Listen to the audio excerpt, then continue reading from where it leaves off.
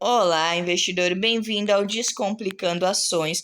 Hoje nós vamos falar um pouquinho aqui do fundo VILG11, por que ele está tendo tanta queda aí, né? Por que a cotação dele vem caindo? Hoje se encontra, vou até mostrar aqui para vocês, hoje se encontra aqui, ó, a R$100,02, tá? Um PVP aqui, ó, cotação tá aqui, e o PVP aqui em 0,90, tá? Então tá com desconto, mas não é à toa esse desconto, tá? Então a gente vai entender um pouquinho aqui do que está acontecendo com o fundo. Vamos lá. Então aqui, ó, se a gente descer a tela aqui, a gente chega em algumas informações que o próprio fundo disponibiliza aí pra gente, tá? Para nós, os cotistas. Então, ó, o fundo terminou o mês de outubro sendo cotado a R$101,47, e sendo que o valor patrimonial dele é de R$111,44, por isso daquele desconto, por isso que ele tá com um desconto aí, tá abaixo do valor patrimonial, né? Então, a quantidade de cotas, tá, no final do mês de outubro, e o número de cotistas é de 163.902 cotistas, tá? Vamos mais adiante aqui, que a gente vai ver algumas coisas aqui bem interessantes. Esse aqui, tá, é um textinho aqui, uma historinha que o gestor, ele costuma contar, né? Aí todo mês ele fala aí algumas coisas, e é importante você tá acompanhando aí o pensamento do gestor, tá? Aí a gente já começa a entrar aqui em alguns detalhes do fundo, uns detalhes importantes, tá? O fundo, ele assinou aqui assinatura de aditivos contratuais nos ativos Aliança Parque Belém e Parque Logístico Pernambuco, tá? O que significa esse aditivos, né? São mudanças aí no contrato. E aí ele já informa aqui o que foi. Então, no mês de outubro, foi assinado aditivo contratual com um dos inquilinos do aditivo Aliança Parque, localizada, ele fala localização, por meio do aditivo assinado, houve repactuação de termos comerciais, entre eles o prazo de vencimento, isso aqui é importante, tá? O prazo aumentou aí, passou aí de 2026 para 2029, isso é bem interessante, aumentou o contrato aí, tá? As demais condições comerciais repactuadas não implicaram em impactos significativos para a receita do fundo. Vamos mais adiante, que aí ele informou outra situação aqui para gente. Já em relação ao ativo Parque Logístico Pernambuco, localizado em Ipojuca, região metropolitana, houve redução de área por parte do inquilino do Galpão B.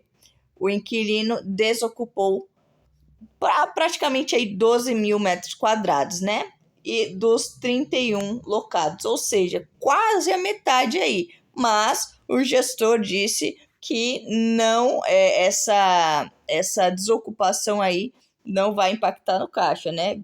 Estranho, porque quase metade aí do imóvel foi do que o inquilino alugava, né, foi desocupado, mas segundo ele não vai impactar aí no caixa da empresa. Então a ABL desocupada, né, a área bruta locável desocupada representa aí 39% da ABL total do ativo e cerca de 0,6% da receita bruta do fundo. Assim não, aqui, ó, como o próprio gestor disse, não gerando impactos relevantes para a distribuição de rendimentos. O resultado do fundo de outubro, aí aqui alguns resultados, tá?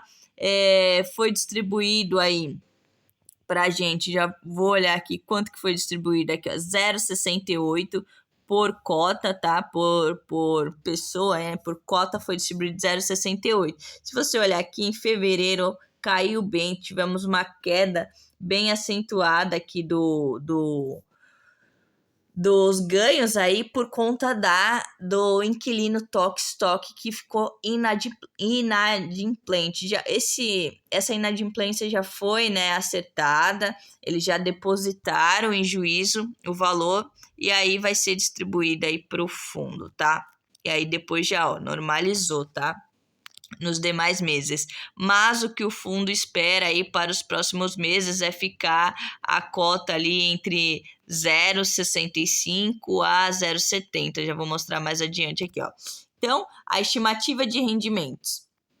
Estimativa de rendimentos do fundo é que se situa aí para o quarto trimestre, tá? Lembrando, quarto trimestre é que fica aí entre 0,65 e 0,72. Então, esse é o resultado que você vai esperar aí do fundo, tá? Lembrando que eles sempre colocam aqui, rentabilidade passada não representa rentabilidade futura, tá? Em todas as informações eles estão colocando isso. Estimativa de distribuição, aí eles já colocaram aqui, né? E aí, vamos ver aqui, já vou falar aqui mais adiante para você o porquê que o fundo tá caindo tanto. Aqui ele faz uma comparação aí com o CDI, tá? O quanto que o fundo cresceu aí em relação ao CDI. Então, aqui o pontilhado, a linha azul é o VILG, tá? O pontilhado verde, o IFIX, e pontilhado cinza, o CDI. Então, o VILG vem performando aí melhor, né, do que IFIX e do que o CDI. Aí agora a gente vai descendo aqui, vamos chegando a algumas informações mais interessantes. Aqui um detalhe, né, de aplicações financeiras, lembrando que o fundo ele distribui para os cotistas 95%, né? E aí ele sempre fica com 5% ali para ele e acaba fazendo aplicações financeiras. Ele tá com 64 milhões aí em aplicações financeiras, tá? Agora a gente vai chegando em fatos relevantes aí para o fundo, tá? E para você ter um ponto de alerta aí, você cotista, tá? Então aqui, ó, indicadores operacionais. O que mais importa aqui pra gente, né? Nesse momento, aqui a taxa de ocupação, tá? A taxa de ocupação desse fundo, do fundo VILG, tá em 86,8%, tá? Uma inadimplência aí, uma vacância aí de 13,2%, é isso mesmo? Vamos fazer o cálculo aqui. Se a 86,8%, fazer o cálculo com você para não errar, tá? Cadê a minha calculadora aqui? Então, vamos lá.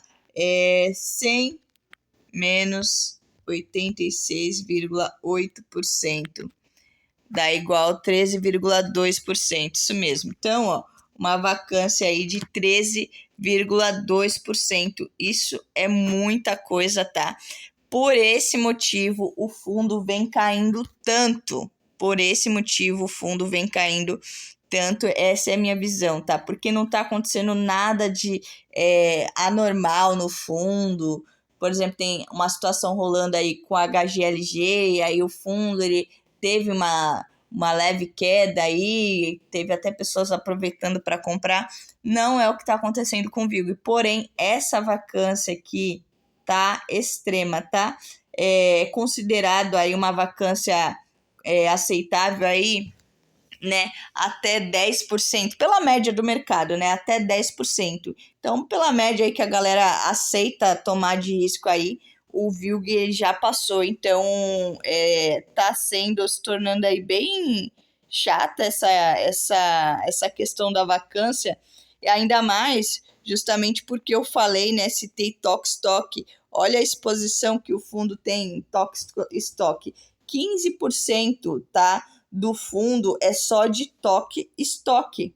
Então é muita coisa. Eles já estavam inadimplentes no começo do ano. Se Tok-Stock volta a ficar inadimplente e tem aí alguma fique aí com alguma pendência, a gente vai ter mais problemas aí com o fundo, tá? Então isso é um ponto aí de atenção para o cotista, para a gente ficar de olho aí, saber, observar o movimento que o gestor ele vai estar fazendo ali para ver se ele vai conseguir diminuir isso ou não, porque só vem aumentando, né? A vacância ela só vem aumentando aí ao longo do tempo. Então, eu tô realmente de olho aí nesse fundo, observando os relatórios aí para ver o que o gestor ele vai fazer aí para se movimentar, tá? Que espero que ele se movimente logo. Aqui mostra alguns inquilinos aí do fundo, tá? Então, temos inquilinos bons, Ambev, Boticário, Netshoes, né, da família Grupo Magalu. Então, tem alguns inquilinos bons. Tokstok era bom, porém, né, vem em questão aí do varejo, não está sendo tão interessante ultimamente. E a gente vê aqui, eu gosto desse fundo, um dos motivos, né, que eu gosto desse fundo é por essa diversificação aqui, ó. O fundo tem praticamente aí mais de 50 inquilinos, tá? Então, isso é excelente. Isso aqui é uma das coisas, dos pontos que eu gosto desse fundo. O fundo é um fundo logístico, tá? E tá dividido aí segmento, né? Que ele tá dividido em e-commerce, transporte e logística, alimentos e bebidas, saúde e cosmético. E aqui tem as porcentagens, né, de cada um no fundo, tá? E aí os contratos, também eu gostaria que os contratos fossem mais contratos atípicos do que típicos. O gestor, ele até fala, né, que prefere, mas isso aí é para... Eu, particularmente, não curto. O gestor, ele fala aqui no relatório que ele gosta que é melhor que seja contratos menores. Deixa eu ver se é a linha de baixo aqui para mostrar para vocês. Então, aqui, ó, o portfólio apresenta no final do mês de outubro prazo médio remanescente dos contratos vigentes de 4 anos, né? 4,1 mês aí, né? 4 anos e 1 mês. Portfólios com contratos mais longos demorarão mais para refletir eventuais aumentos dos aluguéis praticados no mercado, enquanto portfólios com vencimentos no curto prazo terão potencial de reajustar os níveis de receita. Porém, eu não acho tão interessante isso, tá? Eu gosto aí contratos mais longos, porque até mesmo quando o gestor aí, o fundo, ele fecha, né, com a empresa, eles já combinam de reajustar aquele aluguel de acordo com o IPCA e de acordo com o IGPM, tá? Então, já é acordado geralmente aí com os fundos esse reajuste. Então, sinceramente, não faz muito sentido isso aqui, na minha opinião, né? Não faz muito sentido isso aqui que o gestor falou. Lógico, se não tiver nenhum inquilino e ele quiser jogar o preço lá para cima, ele pode, né? Mas ele não pode ficar muito aí em desacordo com o que o mercado está oferecendo. Então, eu, Renato, prefiro que o fundo tenha contratos mais longos, né? E contratos aí atípicos, do que contratos menores só por questão de poder reajustar o aluguel ali. Prefiro ter... Eu sou mais da questão de previsibilidade e segurança do que menos seguro, né? Um contrato menor, mas com chance de aumentar lá os seus rendimentos. Eu prefiro mais uma segurança ali, tá? Então, eu também gostaria que o fundo ele tivesse mais contratos. Não sei se eu citei, né, anteriormente aqui, ó. Citei sim. Gostaria que o fundo tivesse mais contratos atípicos, porque os contratos atípicos, geralmente, quando o inquilino, ele quer pular fora, né, geralmente ele tem que pagar o montante aí, total aí do que faltaria para ele até o final do contrato. Então, é mais interessante do que os contratos típicos. Pessoal, então, basicamente, esse foi o vídeo de hoje, tá? A atualização aí foi que a vacância realmente está gigantesca, 13,2%, tá?